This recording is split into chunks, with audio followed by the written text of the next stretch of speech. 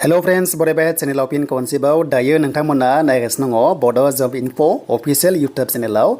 PMAY-G एबा सरकारि न' सार्भे सोलिबाय नामा BTC आव येस 100% सोलिगासिनो दङ नोंथांमोननि थाखाय लेटेस्ट आपडेट लाबोदों आरो बोरै मोनगोन बोरै मोना लास्ट डेट माब्ला बेनि सायाव गासैबो सावरायगोन आरो BTC आव नोंथांमोननि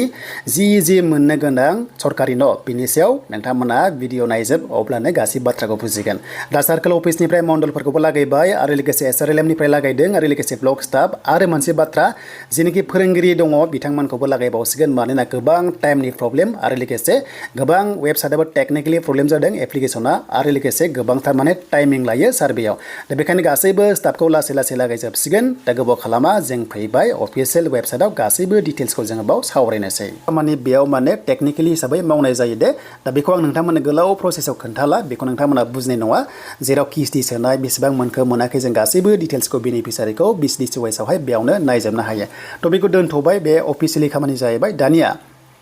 जों खोनादों मोनसे आवाज प्लास मोनसे एप दङना एप्लिकेशन बेखौ डाउनलड खालामनानै सार्भेखौ खालामनाय जायो आरो बेवहाय जुदि थालांदोंबा दाखालि बावै जोंहा सेल्फ सार्भे खोनादोंमोन जानांगौ येस नोंथांमोना 100% खोनादों दा गोबां बाथ्रा ओंखारगोन दा सिगांनि गभर्नमेन्टआवनो थांनाय बारनि BTC गभर्नमेन्टआव बे सार्भेया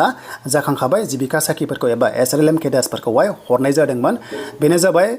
प्रिलिमिनारि सार्भे होननानै माने बै समाव डाटा कालेक्शन खालामदोंमोन दे थ' बावहाय माने नोंथांमोना जायनिखि डाटा कालेक्शन खालामजादोंमोन बिथांमोननि लिस्ट मथेसो दायो सार्भेया जादों जुदि बै समावनो जुदि लिस्ट गैयाब्ला नोंथांमोना जानाय नङा अके थ' माने बै समाव लिस्ट थानाय जानांगोन दानि सार्भेखौ बोरै खालामगोन होनोब्ला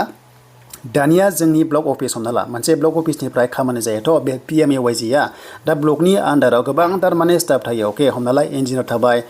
बेनिफ्राय हमना ला GRS थाबाय बेनिफ्राय हमना ला GPC थाबाय बेनिफ्राय कम्पिउटार एसिस्टेन्ट थाबाय एन्ड बेनिफ्राय एसिस्टेन्ट BDO थाबाय बेनिफ्राय ग्राम सेबक थाबाय आरो स' बिथांमोनखौ दायो फिल्डआव लागायगासिनो दङ आरोबाव ओरैबायदि मोनसे ब्लकनि आन्डाराव मोनसे मा थायो नैबे BCDC थायो दे बे BCDC-आ गोबांथार माने गामि थायो अके आरो बे गामिया बहाबा हमना ला 30 टाउनाव दङ बहाबा 40 टाउनाव दङ बहाबा 50 60 30 40 50 दङ आरो बेवहाय माने सेलेक्ट जादों थ' बेखायनो मा जायो गामि गामि हाबनानै बिथांमोना सार्भे खालामनांगौ जायो आरो बेखौ सार्भेखौ सोर खालामनो हागोन अनलि स्टाफआल' हागोन अनलि जेनेखि इउजार ID मोननाय माने स्टाफनो माने मोनसे इउजार ID माने स्पेशल ID होनाय जायो बे आइडिजोंसो लगइन खालामनानै माने सार्भेखौ खालामनो हायो दा बे इउजार ID गोनांबो गाव गावनि मोनसे स्पेशल ID थायो जेरावहाय माने एक्चुअलि मा बेखौहाय KYC टाइपनि थायो आरो माने एक्चुअलि माने गावनि मोनसे स्पेशल ID थायो जेरावहाय माने लगइन खालामनांगौ जायो बे लगइन खालामनानैसो नैबे बेनिफिसियारिनाव सार्भे खालामनो हायो आरो दा बेखायनो मोनसे न'खराव 20 निफ्राय 25 मिनिट्स माने टाइम लायो आरो जेराव न'खराव माने गामियाव नेट गैया बेवहाय गोबां प्रब्लेम जायो टेक्निकेलि गोबां प्रब्लेम जादों बेखायनो लास्ट डेट दासिम डाइरेक्ट बुंनो हाया लास्ट डेट बारायगोन लास्ट डेटआथ' अफिसियेलि दिनैनोमोन होनजायो बाट BTC-नि थाखाय बेखौ बारायना होगोन मानोना दासो जागायहांदों माने BTC-आव माने गोबाव समनिफ्रायनो बन्द जादोंमोन नालाय इलेक्सननि थाखाय बेखायनो टाइम लागोन लास्ट डेट गैथ'वा दाना फैबाय मेम्बार आरो लोगोसे BCDC हमना ला BCDC चेयारमेन थ' दासिम बिदि अफिसियेलि एपइन्टमेन्ट मोनाखै बिथांमोनाबो बेखायनो दा रावनिबो पावार गैथ'वा आरो मेनलि नैबे PMAY-G न'आव रावनिबो पार्टिनि पावारा सोलिया अके एक्चुअलि बुंनो थाङोब्ला खारन बे मोनसे सेन्ट्रेल फान्ड एबा सेन्ट्रेल स्किम जेराव गासैबो इलिजिबोलानो मोनथावगौ दा बेखायनो BTC-नि जेनाखि गोदानै बिबान मोननाय मानगोनां बिथांमोना बुंदों जे गासैबो इलिजिबोल बेनिफिसियारि मोनथारनांगौ बा कुनु पार्टिनि खोथा गैया येस 100% बेवहाय पार्टिनि मेटार नङा जायनाखि इलिजिबोल गोरिब गुन्द्राफोर बिथांमोना बे न'खौ मोननांगौ थ' बे जाबाय मोनसे मोजां पइन्ट देन बेनिफ्राय दानिया मोनसे बाथ्रा जे गामि लेभेलाव ओरैबायदि जायो जे माने पार्टि वाइसआवहाय सोरनावबा हाबै सार्भे खालामनाया जादों जानांगौ थ' बेयो थानोबो हागौ कमेन्ट्स खालाम बाट जुदि नोंथांनाव हाबाब्ला अके नोंथांनाव हाबाब्ला मा खालामनांगोन लिस्ट दंखायो नोंथांनाव जुदि सार्भे खालामाबा अब्ला नोंथांमोननि खामानिया जाबाय नोंथांमोना नैबे BDO अफिसाव एबा ब्लक अफिसाव थांनानै एप्लिकेसन होनो हागोन जे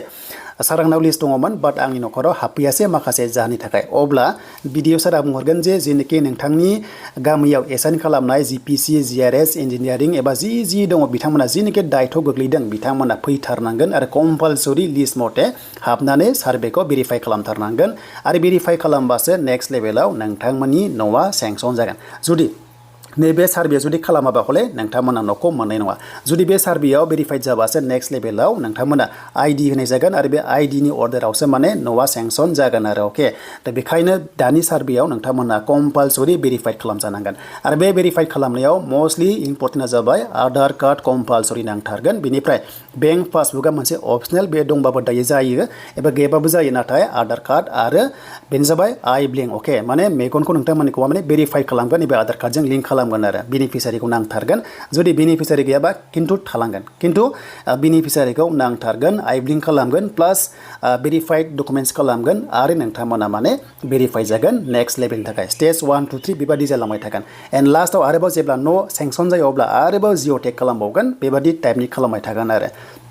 दासिम लास्ट डेट गैथ'वा माने गोबां टाइम लागोन मोनसे BCDC आव अके मोनसे BCDC आव हमना ला 8 एबा 7 बेबादि माने गामि थायोथ' बावहाय माने गैयाब्लाबो मोनसे गामियाव गंब्रै एबा गंद' एबा 10था बेनिफिसारि थानो हागौ बिथांमोनाव सार्भे खालामजोबनांगोन नालाय बेखायनो गोबां टाइम लागोन आरो टेकनिकेलि नैबे वेबसाइट एबा हमना ला एप्लिकेसनाव गोबां टाइम जायो बेखायनो सासे मानसिया एटलिस्ट सानसेयाव 30 आरो 40 खालामनो हानाय चान्सआ थायो माने गोबां टाइम लायो आरो न'आ खाथि खाथि नङा बेखायनो टाइम लागोन आरो दा बेनो बुजिबाय PMAY-G न'आ सरकारि न'आ सोलिगासिनो सार्भेया नोंथांमोना खालामजादो भेरिफिकेसन एबा सिम्पल खोथायाव जोङो KYC बुंनो हायो बियो जागासिनो दङ जाहाथे खालामजायो बेयाव खालामजाबासो नोंथांमोना नेक्स्ट लेभेलाव न'आ सेंसन जागोन आरो दा बेनो दिनैनि थाखाय लेटेस्ट आपडेट आसा खालामो नोंथांमोना बयबो बुजिबाय आरो बुजियाखैब्ला नोंथांमोना कमेन्ट सेक्सनाव कमेन्ट हरबानो जाबाय आं हानायसेबां रिप्लाइखौ खालामगोन